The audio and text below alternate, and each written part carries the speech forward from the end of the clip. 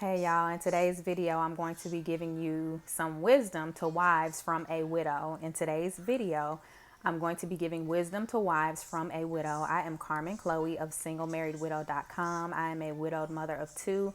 I have been a widow for 5.5 months now, and I am just figuring out the journey. And as I figure out the journey, I have been using videos, blogging, and writing to just express my emotions, to heal, to grieve, and to give a voice to widowhood because there's not many voices out there for us. So again, as I stated in this video, I'm going to be giving some wisdom and some tips to wives from a widow. I was with my husband for 10 years total. We were married for 6.5, a little over 6.5 years. And when I just sit and reflect and think back on our relationship and on our marriage, there are a ton of things that I would have done differently. There are a ton of things that I would not have done. There are a ton of things that I would have done. So I figured it might be insightful if I just gave some tips and some wisdom and some reflections to current wives, because even though I'm a widow, I was married before, and I feel like I can impart some knowledge and some wisdom into some wives that may be possibly going through some challenging times in their marriage, or they may be new in their marriage, or just as a wake-up call. So I just want to give you 8 tips, and they may seem super basic, but some of the most basic things, when life happens unexpectedly, you wish you would have done it, or you wish you would have done more of it. So I'm going to give you 8 tips, wisdom tips to wives from a widow. So tip number 1 is, do not go a day without telling your husband you love him. Do not go a day without telling your husband that you love him. Yes, he knows that you love him, or it may be sometimes where he questions it based on your actions, but tell him you love him every day. Even if you guys are angry with one another, tell him you love him every day, just so you know that he knew, or he knows that you love him. Tip number 2, and I'm gonna try so hard not to not to get teary-eyed. Tip number 2, do not go to bed angry or with unresolved issues. I know a lot of times in marriage, you may get angry with your spouse and you may be walking around the house not talking for days. Don't do that. Don't do that. When my husband passed away, we were in a season of like just barely speaking to each other for the children, speaking to each other just on basic circumstances. And I never got a chance to right those wrongs. We never got a chance to sit down and to work out our differences that we had when he passed away. And I would give anything to have him back for a mere 60 seconds to just apologize, to forgive him, to just put all the silliness behind us. So don't go to bed angry with your husband or with unresolved issues, because in the end, it's not worth it. It's silly. It's petty. You guys need to talk it out. Tip number 3, if you have something to say to your husband, say it now. There's no perfect time to say what's on your heart. There's no perfect time to discuss something that may be bothering you.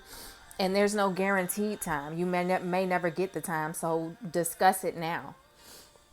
Number 4, let your spouse know how much you appreciate them, and let them know often. A lot of times we can take people for granted, and just the little things like washing your car or putting gas in your car or bringing you lunch, the little things, like let your spouse know how much you appreciate them, even for the little things and not just for the big things, and let them know that often. Number 5, if there is tension or problems in your marriage, resolve them immediately. Don't wait to see if they get better. Don't wait to see if they get worse. Don't wait to see if, oh, well, I want to approach him at the right time about marriage counseling or about doing this or doing that. No, do it now. Do it now. Not a moment is guaranteed to us. And I always used to say that before, but it really became a harsh reality when my husband passed away suddenly. And when I took him to the hospital the day before he passed, he didn't want me to stay, and then I couldn't stay because I had my daughters with me. And I was telling him, like, make sure you call me as soon as you get inside and get settled. And then I was like, well, what if you can't call me, like, because he was in pain? And the last words that my husband said to me when we were face to face, when he was walking inside of the hospital, was, "Why wouldn't I be able to call you?"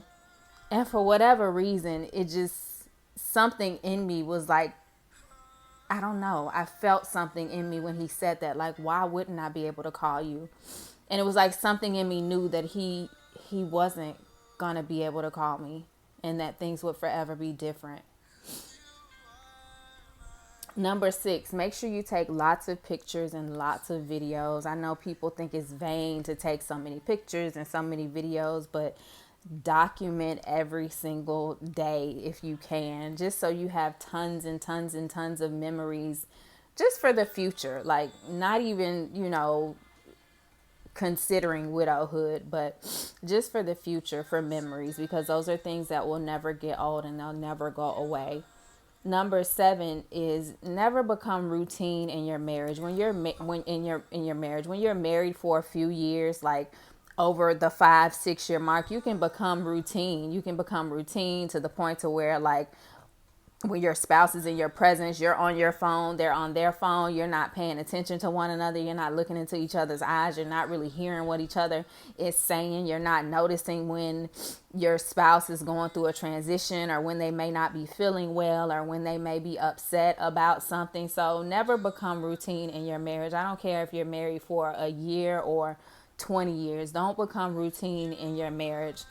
And that leads me to number 8. Never take your spouse for granted. When you become routine in your marriage and it becomes like you're a robot, you're doing the same thing over and over. When they call, you already know what they're going to say.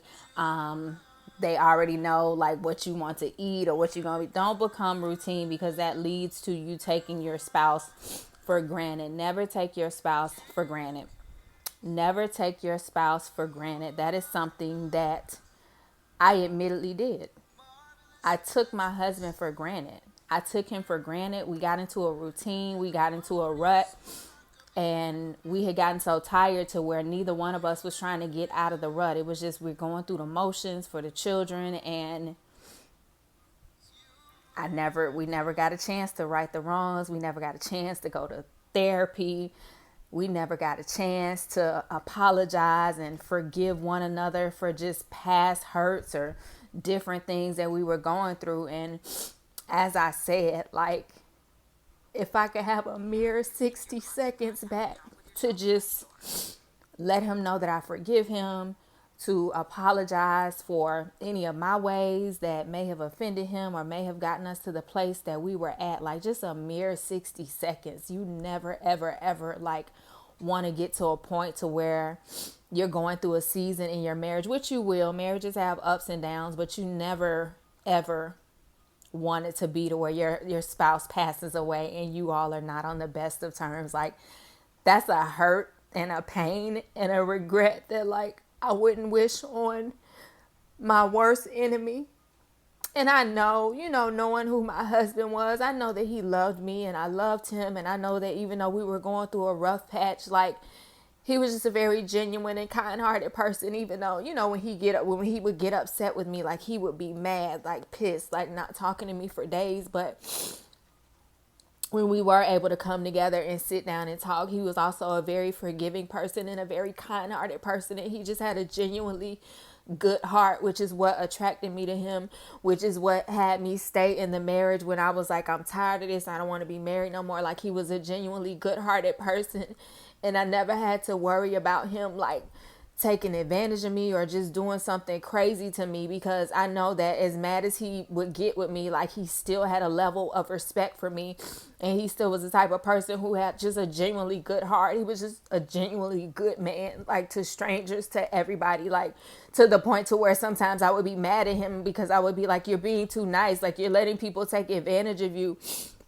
But he had a genuinely good heart. And when he passed away, we were not on the best of terms at all. We were in a rough patch in our marriage, and I had to get to a point to where I forgave myself and I released the guilt that I felt for him passing away and us being in such a funky spot. But I feel like I just know that,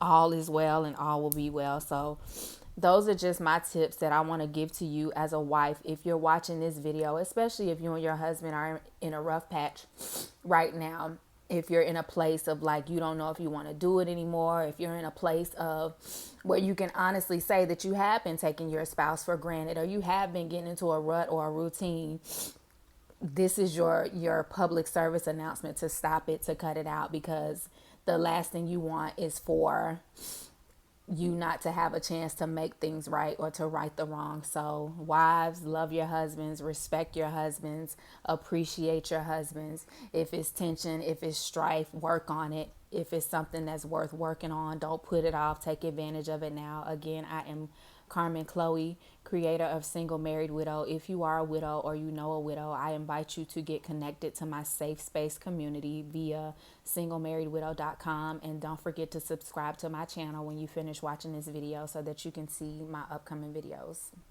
Peace out.